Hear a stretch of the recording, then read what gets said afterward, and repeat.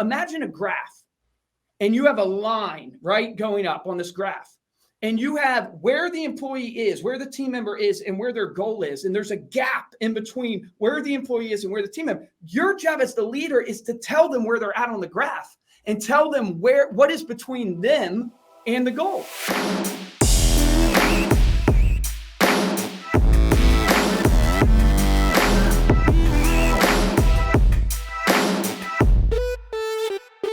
Now, it's funny, man. The more I do this, the more I realize just the hardest part about business is focus. Like the hardest part about business is being able to say no. That's like, at least that's the phase I'm in, man. The phase I'm in is just like the phase of like saying no to the wrong opportunities and staying focused on the right ones. It's difficult, man. That's what I struggle. I would say I struggle. I struggle greatly with that. You know, me too. Especially because you're drowning in opportunity. It's like everywhere you turn. Yeah. It's They're like, oh, you should do this. Oh, you should do this. Oh, well, what about this product idea? What about this? And then I'll end up spending half a day testing something that I'll shoot in the head 30 days later. You know, like, I think, you know, what I have found is like the key determining factor in my mind is the passion of the leader behind the idea. So if you're not part of the idea, like passionate about the idea to see it all the way through, you better have somebody that this is like their child. Yes. And they want to see it all the way through college, to being married, to having a baby so they can become a grandparent. Like, and that is hard to find, man. That's why I think like you study like the Goldman Sachs or the big, you know, companies of the world, and you go, wow, they tie their leaders in equity wise.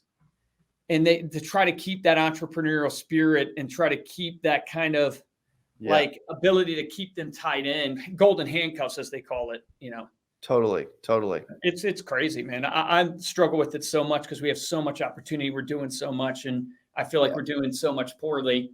And like, I can't believe you think that. That's what's amazing. Okay. Also, I'm gonna jump right in. I'm gonna include what you just heard for the podcast. We weren't even actually recording yet. We're gonna include it anyway because everything this dude drops is gold. So welcome to the Power Player Podcast. I'm your host, Cody Askins. Hanging out with Luke Acree, man, from ReminderMedia, president of sales, right?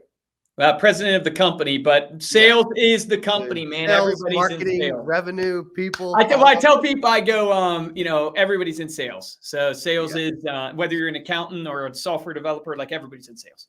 Yeah, we were just doing our 8% little meetup. Luke will be at 8% next week. He's speaking. ReminderMedia is a big part of this thing. They're a freaking awesome company. You're going to love hanging out and getting to meet them next week if you haven't yet. We were doing a big 8% meeting for all, 20 or 30 of us that are going to the conference. And I was talking about how, like, dude, even if you're registering someone, you are in sales.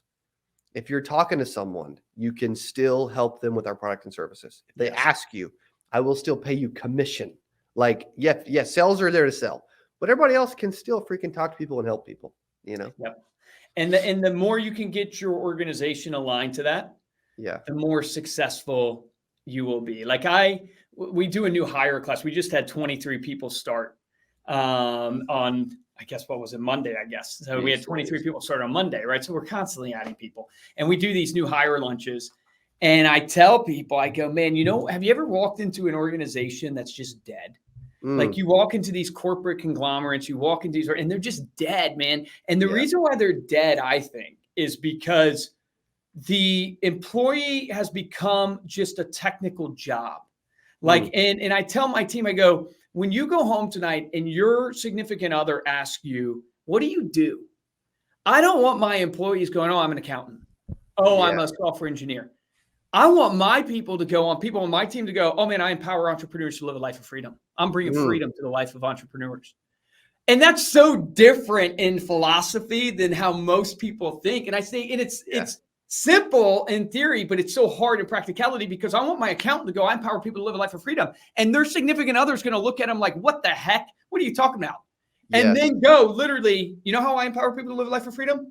Because I process payroll and I make sure it's right every single time because I know Cody Askins on my sales team. If he doesn't get his payroll checked the right way, man, he's going to be down in the dumps because he gets inspired when he gets that commission check. And if Cody Askins is down in the dumps, guess what he won't do? He won't pick up that phone and he won't dial those prospects. And if he doesn't get on the phone and dial those insurance agents to empower them to live a life of freedom through our marketing products, they'll never sign up.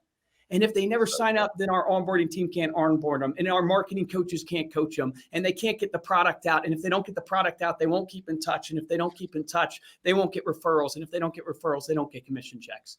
And therefore, they don't send their kids to the schools they want them to go to. They don't go on the vacations they want.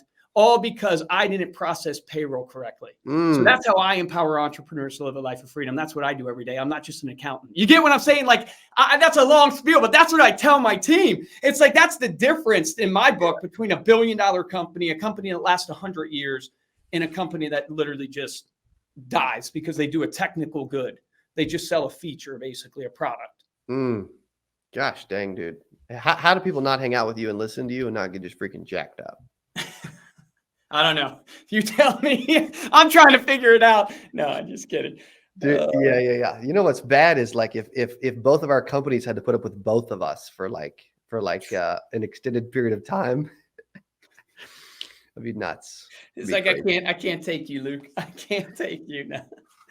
I think I think it's leadership is visual. I don't know if you're a fan of John Maxwell or not, but John Maxwell, he's like the godfather of leadership. Yeah. And so much of his stuff is so good, but one of the really powerful things that he shares is that leadership's visual. And what does that mean? It means that people watch way more what you do than what you say. So you can tell your team all day long to get on the phones. So good. But you got to get on the phones, right? You got to be willing to do that because leadership's visual. And there's nothing more that people hate than hypocrisy.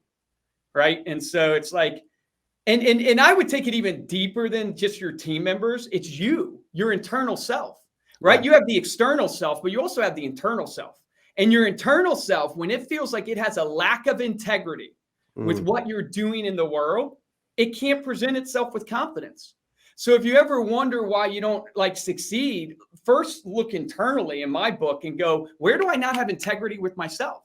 Yeah. Right. And it's the classic example everybody gives. It's if you tell yourself you're going to go to the gym at 4 a.m. and you don't go to the gym, you've lied to yourself, and your internal self knows that. So you can put out a front to everybody else, but you didn't keep the promise to yourself. And Ed Milet teaches it the best way.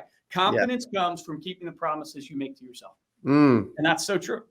Yes, dude. I need confidence in my looking at you. All swollen, that t-shirt with those biceps. Like, look at that, man. You want to give me a secret? The secret is shop in the kids section. That's the secret. Well, because I'm over here. I'm on day 192 of doing 100 push-ups a day, and I've still got freaking smaller biceps than Luke Acree, man. You got to get on TRT, man. Just kidding. I'm not on TRT. That should be the headline of this. Luke Acree on TRT. No. Yeah. So what is TRT? It's like this testosterone booster, I think, is what. Okay. So it's like a steroid. You see, actually, it's a needed thing, I think, for certain people. But you see a lot of these people that are in the physique world and stuff like that. Oh, yeah. Is that probably? Stuff. That's probably a lot of the stuff kind of happens, I bet, when in these big, bikini shows and all these people, freaking ripped people and all this stuff. For sure. So today we're talking about leadership, TRT, conferences, people. What have we left out? Yeah, who knows? Philly cheesesteaks. We can talk about making money. That's what we should really talk about. That's true. That's really true. What we're trying to do for people. Yes, I can tell you this: they hang out with you long enough, they will make more money. I would agree, man, but I appreciate you saying that. But I would agree. Yeah. You know why? Because you can't help but make money if you never quit.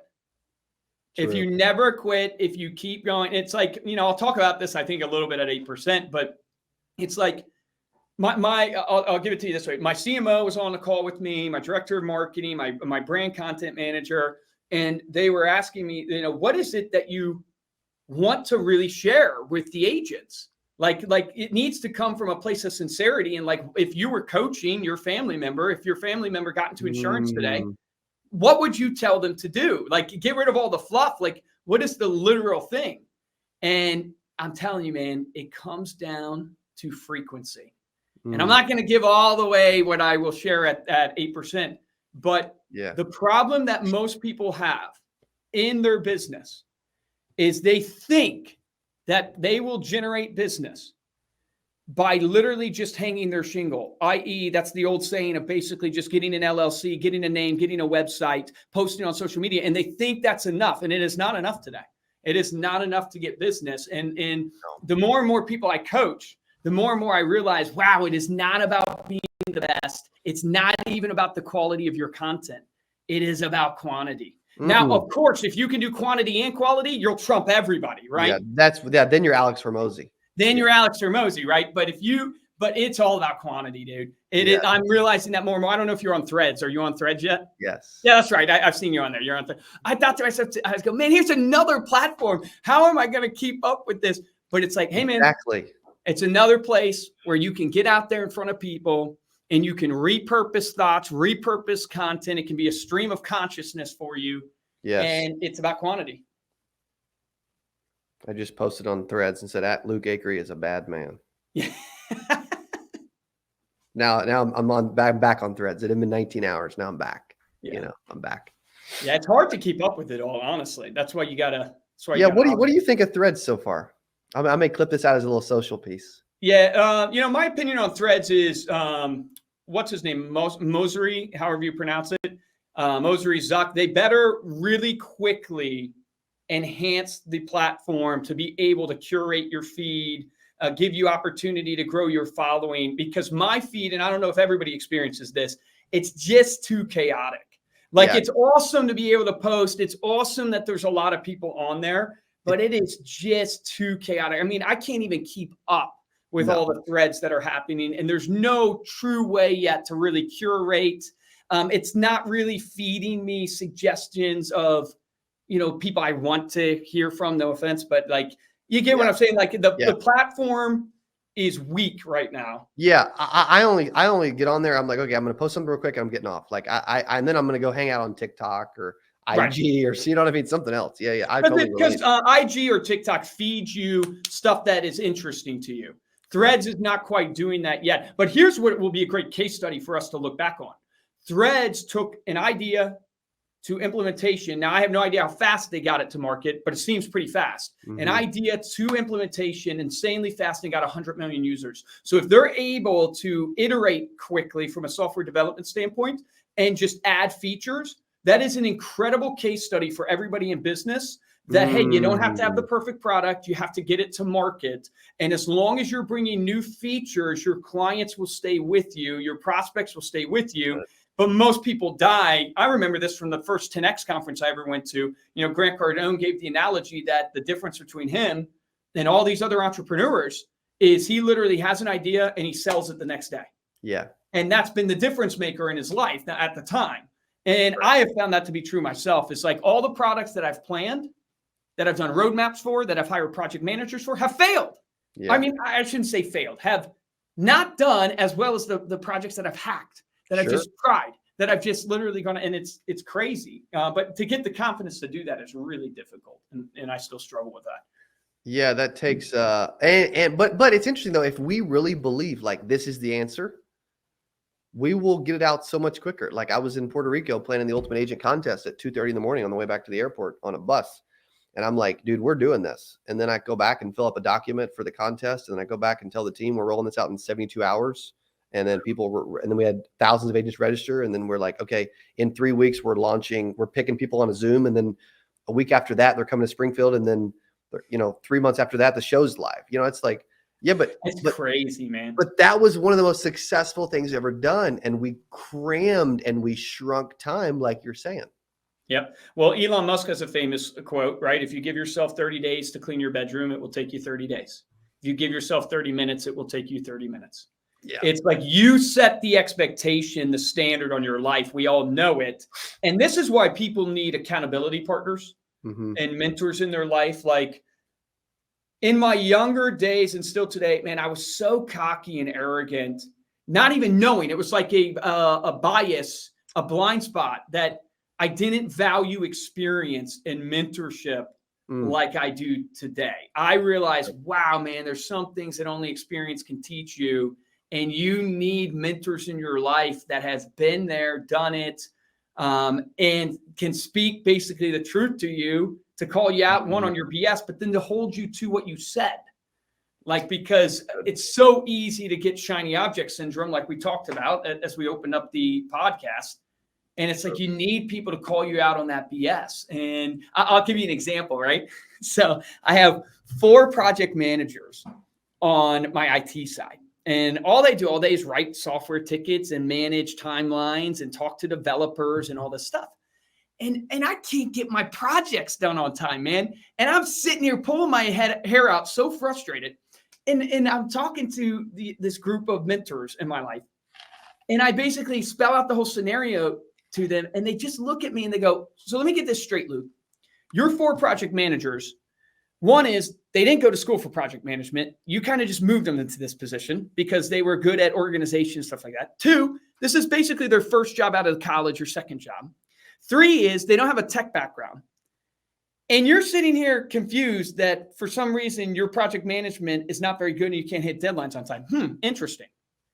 And it's like calling me out on my BS of just like, Luke, you're so cocky and arrogant that you think you can take someone that doesn't have the experience, it's their first job, and because they're moldable, you can put them into this position and give them more than they're able, even though they're talented. Now they suffer the consequences for my bad leadership. Because you know what I'm saying? Meaning, like, they're not trying to fail. They're not trying to not succeed. They're putting in their all. But because of my bad leadership, because of my arrogance, because of my not valuing experience, because of my not valuing what needs to actually happen in a business, I put myself in this situation. And I mean, there's just a myriad of things I could go through of stuff like that. That's why you need mentors, that when they say it back to you, you go, yeah, it's kind of dumb, isn't it? That's so good, man. Yeah, that's so smart. I mean, it makes so much sense. But you're right, though. Like, we just expect things like, okay, I've been telling our marketing company, like, or both companies really, as we're kind of merging into one, I've been telling them, like, dude, we are still failing at communication and execution. And we have to continue to improve in those 2 areas. You know, if there's other people out there that feel like they struggle in those areas, what would you say to them? How would you help them? Well, on the communication standpoint, you know, you spoke about Alex Hormozy, right? Layla Hormozy has a really good concept on communication, and a lot of it revolves around cadence of communication and distribution of communication. And basically what you have to think about in your company is, how often are you actually communicating with your people? Now, this is really, really important to me because I'm in a virtual organization. So I have about, 300 plus employees, and they're all virtual. So I have to have a cadence of communication. So how often I meet with them. So all of my people have one-on-ones that roll up to department recap meetings, that roll up to executive meetings, stuff like that. So cadence of communication is really important. And then you have the distribution, which is hitting all of your people the appropriate amount of times, because often in business, we tend to get hyper-focused. So we just hit and communicate with one person, or we just hit and communicate with one idea, one concept, and everybody else falls to the wayside. And you have to have not an equal distribution, but an appropriate distribution of communication. And so I would just encourage you that meetings suck, but they're necessary. Yeah. And the reason why they suck is because you suck at running them. And so it's that, like, I used to say, I hate meetings suck. And I still to this day say that, but I realize, again, on this theme of like, get out of my way of my ego. It's like, no, meetings suck because you suck at running them. You're not prepped. You don't have the right people in there. You haven't gotten them notes beforehand to prepare for. You don't have expectations set. I mean, challenge you this. Every meeting you're in, every communication you have with somebody, do you have action items that you write down that come afterwards? I mean, you can use an AI bot today to literally document your action items for you right after that meeting. Do you set calendar invites? Like, one of the biggest problems managers do is they do this, right? When it comes to setting expectations or communication. Imagine you are telling Luke Acree to run and get, I don't know, some type of item, or finish this race. Let's use a race example. And you tell Luke, hey, Luke, we need you to win this race, and we need you to run, and we need you to go and beat all the competition and run this race. Well, here's the thing. This is what most people do. And so I set out running, and I'm running as fast as I can. And where managers fail is they don't set the proper guidelines, and they don't check in with people. So I could start running the wrong direction. And in my mind, I'm running as fast as I can in the direction that I think I'm supposed to go. And managers, what they do is they wait till the end of the race. And they're sitting there at the finish line. The deadline comes. The goal comes at the end of the month. It's like, Cody, why didn't you hit your goal? And the employee's thinking, what are you talking about? I was running as fast as I can. I thought this is what I was supposed to do. Where a good leader would actually be checking in and going, Cody, you're on pace. Good job, man. You're on pace. You need to speed up your pace a little bit. You're running 7-minute miles. You actually need to be at 6 minutes and 30 seconds. Cody, you actually need to run this path. A good manager has constant check-ins and puts in perspective. Imagine a graph and you have a line, right, going up on this graph. And you have where the employee is, where the team member is, and where their goal is. And there's a gap in between where the employee is and where the team member. Your job as the leader is to tell them where they're at on the graph and tell them what is between them and the goal. So I'm having literally my leaders sit down with the employees and draw out the graph and go, hey, here's where you are. Here's where you need to be. Here's what's in between. Here's what you need to improve. Here's what you need to conquer. And I think what keeps us from that is just people just do not like radical candor.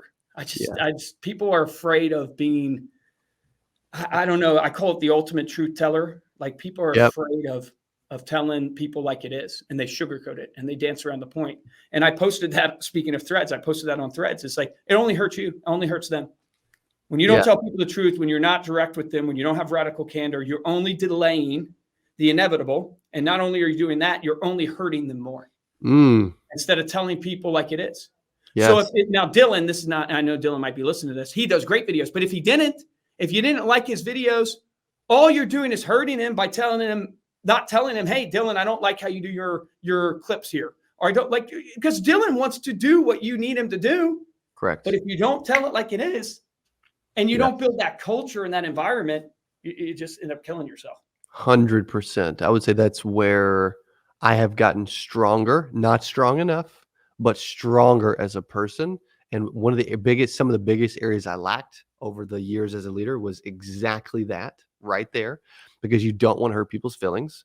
And you think that, well, they're doing good and they're doing better than this person. It's like, no, but are they doing what, you know what I mean? But are they doing what you actually need them to do? So good. Yeah, so good. So real quick, as we wrap up in the next couple minutes, what is Reminder Media and why should they work with you? Yes, appreciate you letting me share it. So Reminder Media is a marketing company, plain and simple. I think people should work with us because if you're looking for a way to get known, like, and trusted with your ideal audience, which everybody is. So it's a rhetorical question. Everybody's looking for a way to get known, like, and trusted. The question is not should you, it's just how. How do you do it effectively? That's what we've been doing for the last 18 years. We've done it in over 142 different industries with 100,000 clients. And our specialty is we come up with the best touch points to send your database. And what's unique about what we send versus what most people send is most people focus on the transactional piece of business. So product information, promotional material, they might run a Black Friday sale and send an email, stuff like that, which you need. We focus on the relational side of touch points. And the reason why it's so powerful is because the consumer lives 99% of their time not thinking about insurance. They think about insurance the 1% of the time in their life they need it. And it's critical that you show up for them in the 99%. So when they get to the 1%, they think of you and not the competition. So that's what we help you do. We help you show up in the 99% by giving you relationship-driven touch points that you can send to your clients, that they will connect with, that they'll value, that brand you as the business of trust. And we do it with print. We do it with social media. We do it with email marketing. So we have a myriad of different ways to do it. You can obviously check it out at ReminderMedia.com. But that's really what it's all about and what we're trying to do for agents. I love it. You're going to be doing exactly that at 8% Nation next week as well. Dude, I appreciate you being on. You're awesome. And I look forward to hanging out with you at 8%. Same, brother. Appreciate you. Okay. Thank you, Luke Acree from Reminder Media. Check them out, man. I love hanging out with them. They got amazing people. Andrew Saxa is a freaking awesome. Like, they got just a great group of people. You're going to get to meet them at 8% if you're going to be there. Either way, check out ReminderMedia.com, and we'll see you on the next episode of Power Player Podcast. Adios. Hey, if you enjoyed this, I got another one you're going to love. It's right there. Click on it. See you in there. I'm so excited for today's CA Power Player podcast. I'm your host, Cody Askins. We got a special guest. He is back on the channel talking about how to sell life insurance from home. Here's what I love about this person. Okay, I'm telling you, this will be one of the best.